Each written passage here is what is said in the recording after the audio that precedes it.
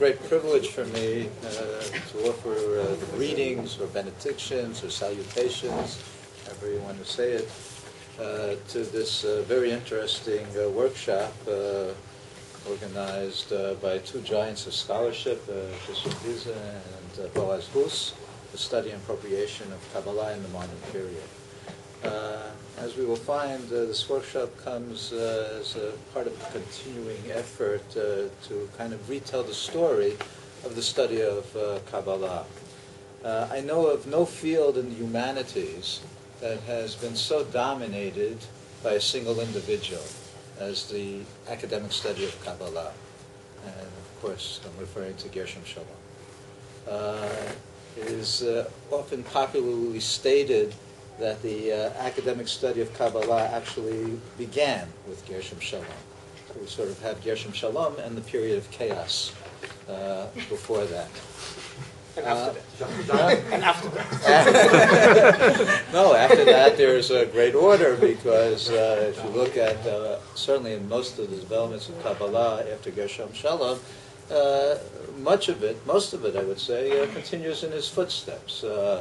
Some corrections, certainly with going much more deeper into some of the areas, but still very much influenced by his scholarship, by the models he created, and by his approach.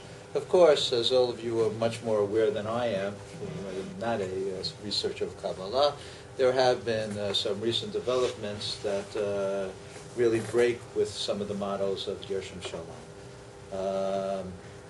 Bringing new paradigms, new ways of looking at Kabbalah. There's also been a great deal of study of Gershom Scholem himself and ideological motivations, as we are now doing with a lot of scholars, and seeing what stood behind their scholarship. And in addition, and this workshop comes as part of that development, to take a much closer look at what was going on before Gershom Scholem, and to look at a lot of these unsung heroes of Kabbalah who were so eclipsed by Gershom Scholem. Gershom Scholem looked at much of what was happening before him as the work of dilettantes, but I think he exaggerated in this.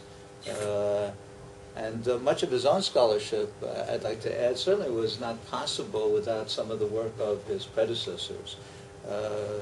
I can't call him an unsung hero anymore, because a lot of praise has been sung for him, but I would personally like to single out someone who I don't know if George or others will speak about.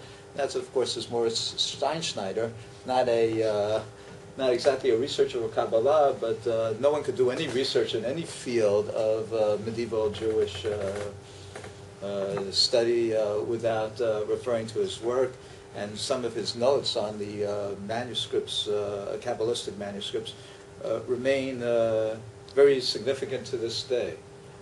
So it would certainly be exaggeration to say that Scholem invented the field. Of course, he did give the field much more form and did infuse the agenda, but I very, very much look forward to hearing about those who preceded him and those whose contributions should certainly be cited. I would like to thank then again the two scholars who made this workshop possible. Particularly in the case of Christian Wiese, I know him much more as a scholar of modern Jewish philosophy and much less as mysticism. But it goes to show that a lot of the boundaries between modern Jewish philosophy and mysticism are breaking down. And certainly, say in Hebrew, Kemach Ein Torah. So I certainly have to also give thanks to those who made this workshop possible, the Fritz Thyssen Foundation, and also a modest contribution from the Goldstein-Goren International Center for Jewish Thought. I'm also very happy to note the collaboration between Christian's University, the Goethe University in Frankfurt, and of course Ben-Gurion University of the Negev. So this, with this very fruitful collaboration, I now turn over to the chair to continue with this.